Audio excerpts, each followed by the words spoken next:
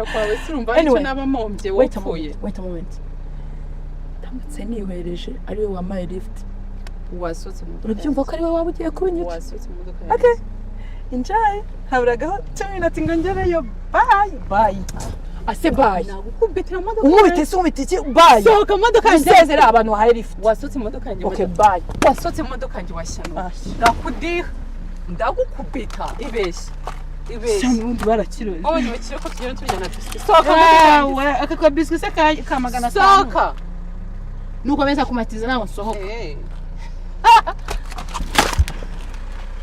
cyane ubundi wowe wabyara utarakura ngogenda fungura umuryango mugende urumva kuba dutunze imodoka byatunanira gufunga imiryango wanjije gusa nari wicaye umushamwe hayire fute uzataraza Nyambo nanga ari fute mu modoka yanjye tazanangiraho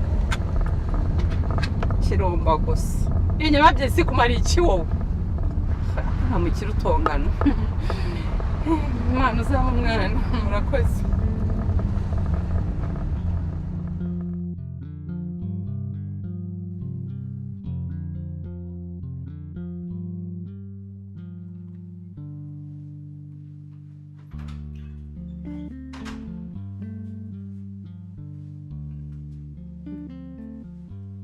Gabo vitesse. Kumva ryahise kora kuri reception. Ari ukuntu nyine niki. Iyo ananiwe cyangwa se hari ahantu asimbukiye hari utuntu umufasha. Hari nk'amaraporo mba ndi kumwuzurizamo hano. Uri kumwuzuriza?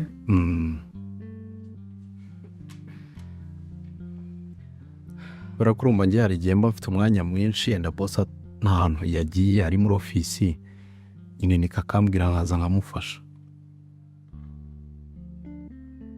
Akaba umusirikare ukomeye cyane kandi iryo banga niryo ryahinduye byinshi mu buzima bwe.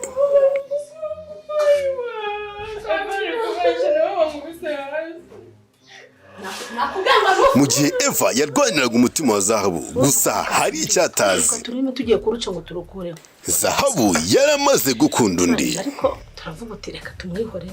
Fatuye na tumujugunyiyo wenda zagwaye kuko twabona. Eva ni umukobwa mwiza ariko w'inshinzi kandi usuzugura. Bazango byagenze. Nyene mbarira byagenze bite. Gusa Dusabe we ni umukobwa mwiza ufite umuco ndetse n'ikinyabupfura.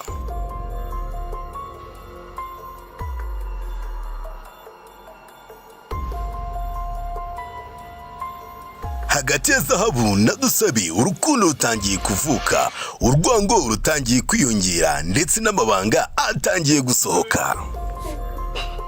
Ese Eva azabasha kwakira ko Zahabu atakiruwe cyangwa ese bizagenda gute? Urukundo rwa Zahabu na Dusabe ruzarokoka? Ese Mama Eva azemera kwakira ukuri? Filimi ni Yari Wowe series izagisha kuri Mama Eva Films. Ukore subscribe itazagucika.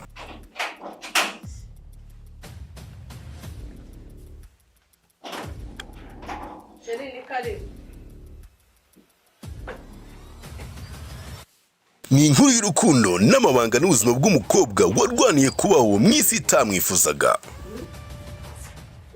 Iratangira gucaho kuva kwa kabiri. Domis. Nise urabizi ko kuvanga akazi bitemewe muri iyi kampani. Kino mbaga nta kibazo mbaye nta kazi nishe. Ubuse kano kanya ugize na Paul ukora nabi bakavuga ko ari we wayikoze, ikosa ryanirwa niki cyangwa ryanirwa we wivanze mu kazi katarakaho. Ariko icyo kintu uvuze byo nicyo yenda uretse ko nyine umuntu batabitekerejeho cyane aba ari ukugira ngo dufatikanye akazi kagende neza nahundi, cyangwa ni kwika ari umusazi ukoze raporo akavuga ko atari yabigusabye ari we wagiye muri mashini we ugatanga raporo itari ya nyayo cyangwa akagira amakuru asohoka muri kampani atagomba gusohokamo, tukareba kuri kamera tukabona ari we bicaye hano kandi atari akazi kawe. Urumva amakosa icyaha kitaba kiguhamye? Nibyo pe ndabyumvise ntabwo bizongera. rero niko afite akazi ke nawe ufite akawe kandi ntekereza ko ku byo umukorera atakongerera umushahara ku bihembwe. Byaba byiza rero agiye akora akazi ke nawe ugakora akazi kawe. byari ukumufasha nyine ubwo azajya yikoca nanjye menya akazi kanjye. Urumva umuntu yazi ko afite undi muntu wamukorera aba yadahari arirara, kuko ntabwo ntekereza ko wava mu kazi ubizi ko ugifite akazi cyangwa ugifite raporo zo gutanga, cyangwa ukiryamira ukaba uzi ko hari umuntu uri buhamagare mu gitondo ukamubwira ngo mfashe kuri ibi, ariko mu by'ukuri ntabwo ariko kazi kawe. Oya cyane nyine urabivuze nawe bitabyibuka, ajya akunda kugakoresha cyane, yenda uko yabonye mbimukorera vuba vuba byihuta nyine akamprofita, ngiye nkumva ko nyine ari nko kumufasha kugira akazi kihute, ariko urumva numvise ko harimo imbogamizi inakomeye, ntabwo bizongera. Akoze cyane guhera uyu munsi umenye akazi kawe.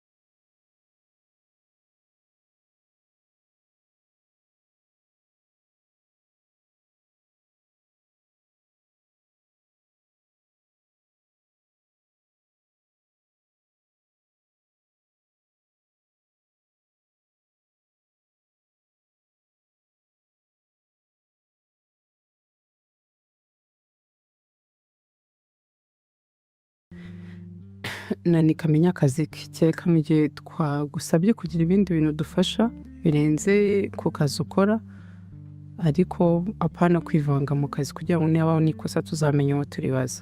Ntabwo bizongera n'ukuri. Koze cyane, so naje rero kumureba ndumva adahari, ubwo nta kibazo, ubwo waza kumbwira akanyitaho muri ofisi, nawe wakora akazi kawe, ahubwo wenda nazavugisha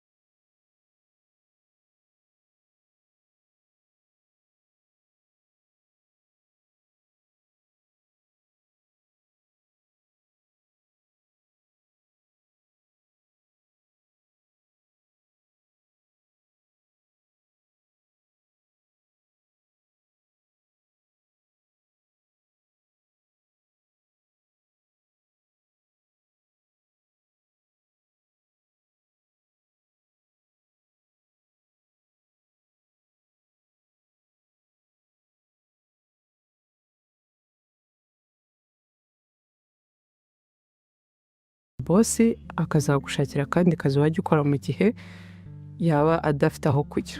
yego ubwo nta nubwo ndi bubisubiremo arakomereza aho byari bigeze. ya so kwasubira mu bintu byawe. sawa nyase. ntituzongere kubipfa. ntabwo bizasubira.